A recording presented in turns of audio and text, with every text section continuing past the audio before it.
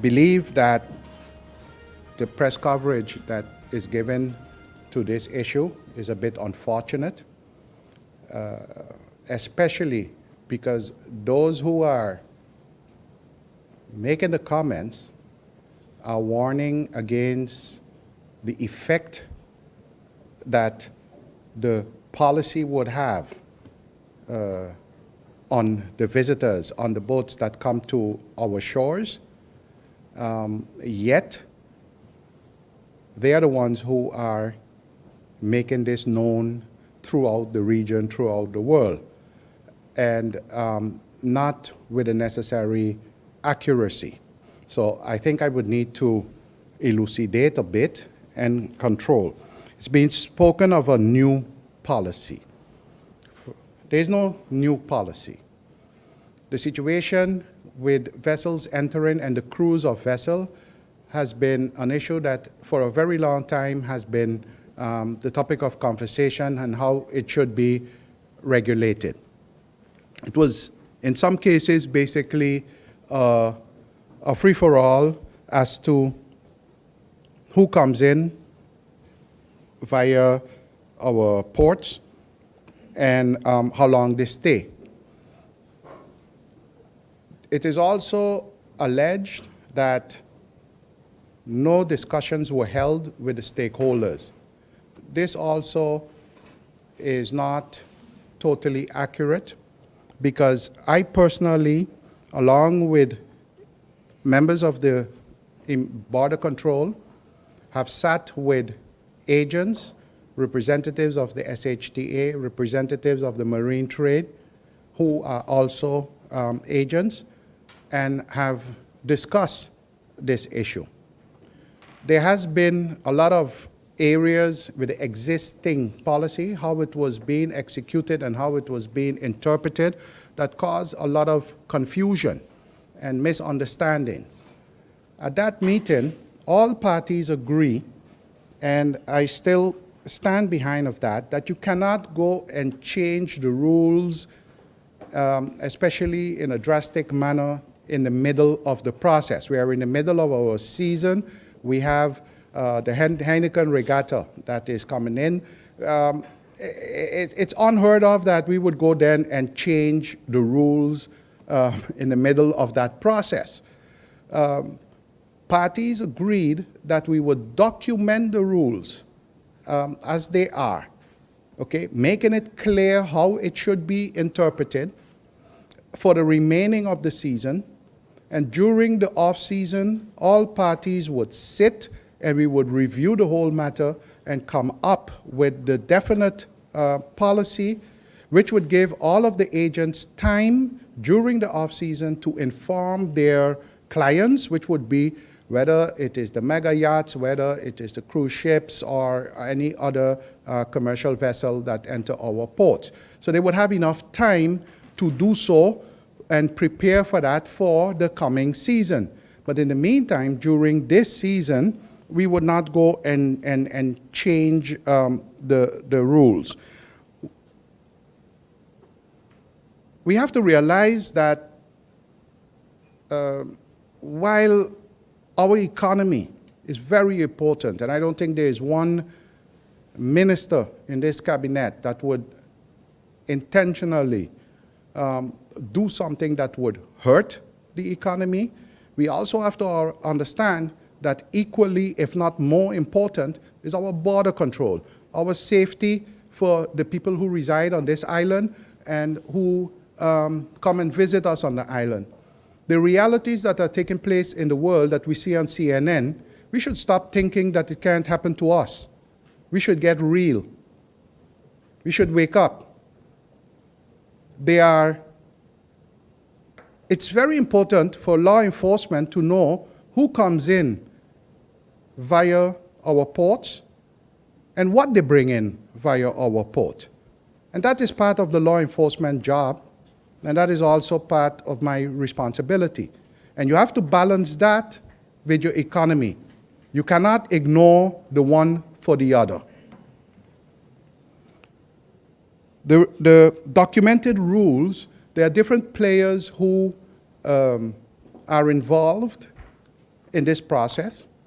And reading the press reports and trying to get exactly the information, what the problem really is, it's still sort of unclear to me. For that reason, also this afternoon, the head of the border control, I think or this afternoon or tomorrow morning, again will be meeting with some of the stakeholders to try to get to the bottom of what is the issue here. Statements are being made that the Heineken regatta is being affected. This is not true. And I personally have spoken to the director of the Heineken regatta. I requested a list of all the boats registered to be in a Heineken regatta and the crew members, because it is about the crew members. They themselves cannot give me a list of the crew members because it is not known to them. Why I ask for this is because we would have done anything. If we have the names before, I would even give the names to the immigration to facilitate that the participants in the Heineken regatta are not affected by no misinterpretation or anything like that. We have a listing of the boats. We have good communication. I requested the folks of the regatta at any time contact me if there's any problem. So as far as I know, there is no problem with the Heineken regatta.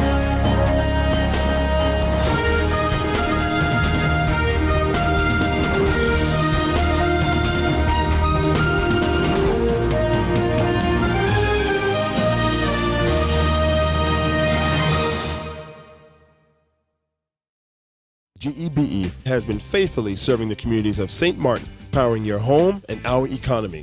Come rain or shine, our qualified team of professionals are working hard 24 hours a day to provide you and your family with safe, reliable electricity and water. We use the latest technologies and test our products daily to maintain the highest international standards. Our friendly staff is always there to assist you, whether in person, over the phone, or online. We are committed to constantly improving our products and services, making them more efficient, effective, and environmentally friendly to serve you better today and our next generation of clients tomorrow. GEBE, powering a brighter future. Our friend Megawati is here with tips to save you energy. 1. Turn your airco temperature up. 2. Use a ceiling fan instead. 3. Buy energy-saving products. Save some green with NVGEBE. Need a loan that's quick and easy. Island Finance. Up to 50,000 guineas real easy. Island Finance. For education, yes. A renovation, that's no problem. Yes, it's true. That's not all. They're quick and friendly too. Island Finance. Appliances, vacations, even fix your car. You can depend on Island Finance. Telcel Night of the Hitmakers. Telcel Night of the Hitmakers. 5th year anniversary. The dance floor is back. Friday, April 28th, 2017 at Carnival Village. The ultimate dance party featuring Impact Band, Kai, formerly known as Karimi, Jean-Marc Ferdinand, Claudius Phillips, Farmer Nappy, and the Queen of Bacchanal, Destra. See you at the 5th year anniversary of Telcel Night of the Hitmakers. Partners, Telcel. This is an extra tight entertainment production. Just say I. Life is a journey full of connections. You're in safe hands even when life starts too soon. You don't have to miss a single beat. When a bad hair day makes you sad, just sharing can bring you joy and more to come. They take the plunge, turn fear into faith, while you capture those beautiful moments. In the game of life, it's family that counts. They'll be there even when you lose. We all have our moments of reflection and hope. And when you feel you're losing everything in life, we're there, because there's more to come. When life starts too soon, you don't have to miss a single beat. We're here to connect you and share life. Telcel, when you want more. Now, you know that we have all type of different type of waters, right? Which one of the waters that actually breed mosquitoes? Clear, stagnant water. Water is not moving, the larvae stays there and breed. Per mosquito is 500 eggs. So every female mosquito lays 500 eggs. So you do the maths on how much mosquitoes larvae you will have if one mosquito lay in that water. So that's why we keep telling the public, oh, it's just, no, you have to take it very serious. You have to. It's a serious matter. Because what it does, if you just say you have a bucket, just a bucket cover, and you got so much of water on top of it, 500 eggs can lay right there. Next mosquito come, another 500. Next one come, another 500. So and within that time, you wouldn't even know how much mosquitoes you have just created in just a couple hours. So that's why we want the public to work with us and to, like, you could be your own inspector or a controller in your own yard. That's what we want the public to do. And if they can't get the full assistance, they can call us, and then we will come to your yard, and then we will show you the right way. And if we can do general, fogging. If there's a neighborhood that have a serious problem with mosquitoes, or we had cases in this one area that this neighbor had sick, then another one down the block, then we do a general fogging in that area. But we just don't come and spray for one house, no. We do one house, and if they have another house that got sick and another person on the road, we did this district with fogging. But we don't want to do the fogging because fogging is not the solution right now. The solution is to eradicate breeding sites. That's what we focus on right now. Now, let's say, for instance, I'm not breeding mosquitoes, but maybe my neighbor, yes, or a distant neighbor, yes, mosquitoes travel very fast. Now, those, what kind of protection that they have to do? Do they use spray? Do they put screens up, or whatever? What suggestion would you have for them? Well, basically the screening and mosquito repellent is a good solution. I'm not denying that. It will help you from getting sick, but it will not eliminate the problem that you have in your yard. If you are good with your neighbor, if you talk to them, whatever the case is, just explain them. I noticed this because some people don't want nobody to be in the yard, and it's privacy, and people are very touchy with that. If you feel that is not for you to go do, you could just simply call our department, explain us that this person, XYZ, we will not put your name on the complaint form, but just say my neighbor, da-da-da-da, is the person who have this so much debris, and I noticed that, we will go, we will see, and we will execute it to the best of our ability. That's what we does.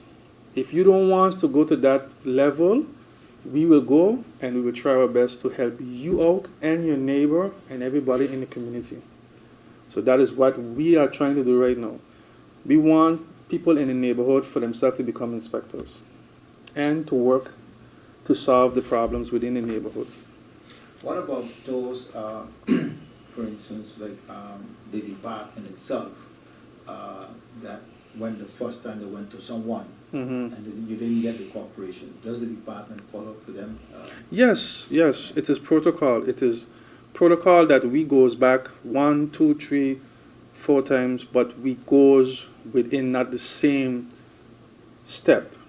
Because every time it's like, you're walking up a stairs, you go from the first step to the second step to the third step. And if you reach to such a level that we need to go to a legal matter way, then we goes down that way. But sometimes we rather give you the option to become an inspector or a controller in your own yard. The same way how you have control in your house as for your children, as for paying the bills and everything you does, you is the controller of that, right? So the same way you can take that charge and say, you know what, I could clean up my yard. I can eliminate this, I could do this, I could do that. That's all we want. You don't have the power, you don't have the tools to do it as a person. So that's all we want you to do. To just take charge and do what you have to do in your yard. That's all we want, because if you don't do it, you are hurting yourself, your neighbor, your friend, your cousin, your uncle. Because every time mosquitoes breed in your yard, they flies away. They actually flies away, and you might say, oh, they ain't biting me. That's true. They're not biting you. You might be the lucky one. They fly, go down the road, they might bite your sister or your nephew. And then you're saying, but how come he gets sick so bad? The chikungunya did that to him, or the Zika did that to him. Look how because you didn't take the initiative and the responsibility as a person to say, let me become a controller in my own yard. Let me become an inspector to see what is going on in my yard, to eliminate the problem of breeding sites in my yard. That's what we're trying to tell the public. We want you to become an inspector in your yard. And you can become a controller too. So you can become the inspector as a parent, and the children can be the controllers. So basically, the parents are inspectors. Kids, let's do this. So I'm letting them to do the task of checking the yard, cleaning it, eliminating. Daddy, look, this is okay. Then good job. That's what we want parents to instill in the children, to them to know that this is what's going on in the yard. I got to clean the yard, and parents take certain advice to say, you know what, let me do something better with my yard condition. Let me get rid of the garbage and everything. That's what we tell them. We are starting to do the cleanup campaign. We're trying to get everything set up so we can do it again for this year. So we want to get a date and everything, and then to be published in the newspaper for the public to throw the garbage.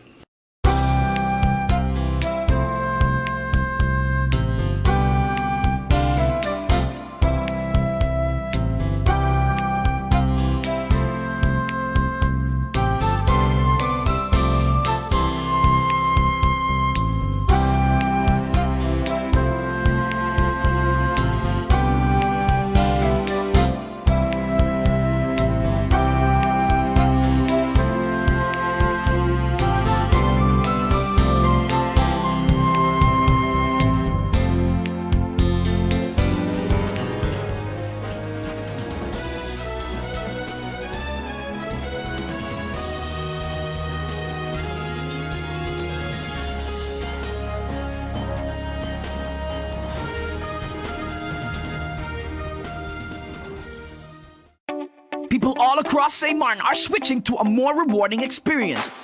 The WIB MasterCard Fun Miles credit card, better known as My Card. Earn 1 Fun Mile for every $2 spent, even abroad and online. This will quickly get you a ton of Fun Miles to redeem for travel, shopping, food, fuel, and much more.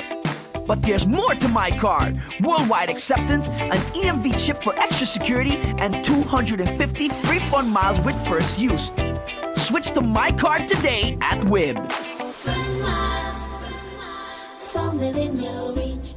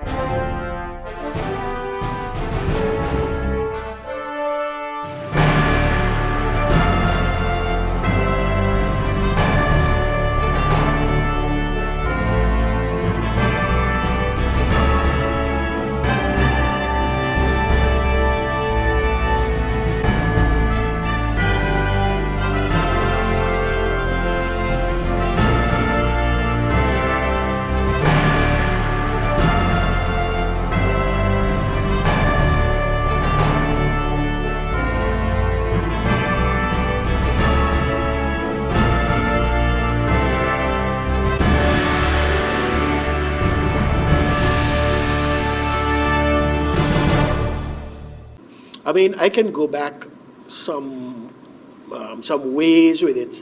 Like I said, I've been raised in a musical family, but one of the persons who has been instrumental in my music career is the mighty Baker when it comes to calypso.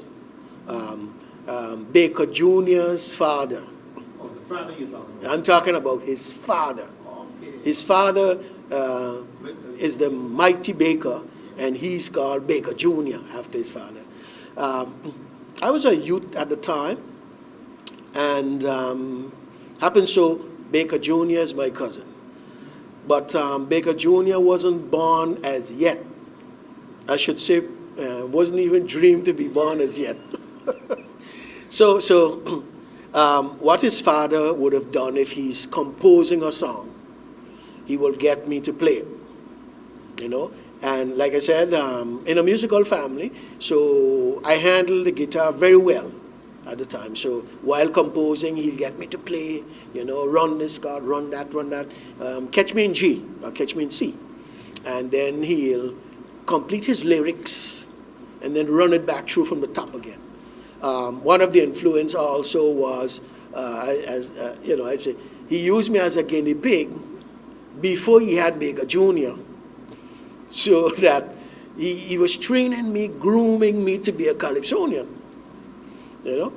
So I had to be able to compose songs on the spot.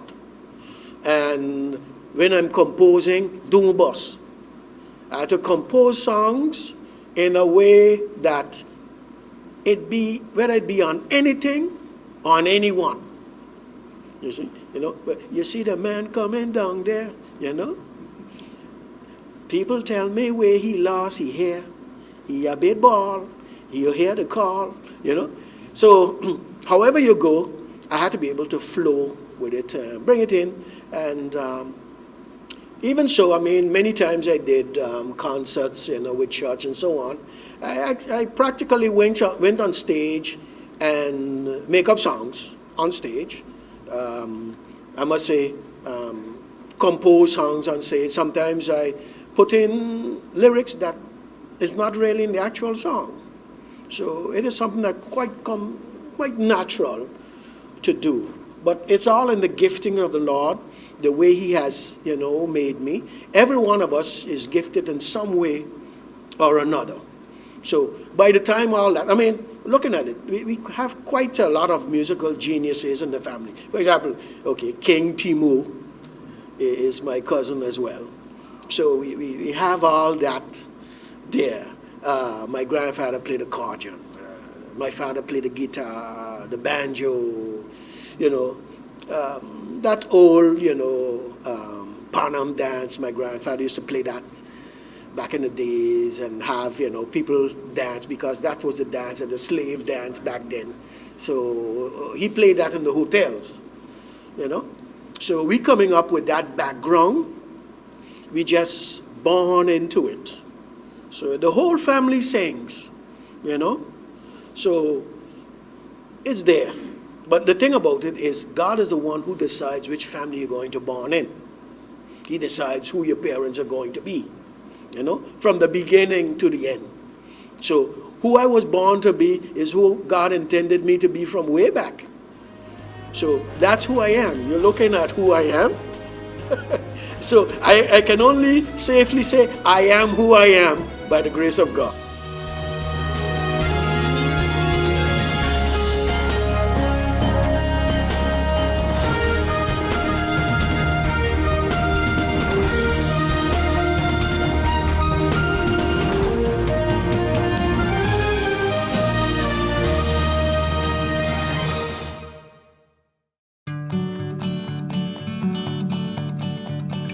It's been said that behind every door, possibility awaits.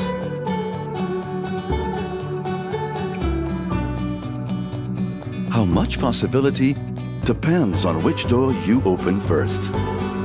Every day, we help our customers discover the possibilities in their lives. It all starts with a conversation.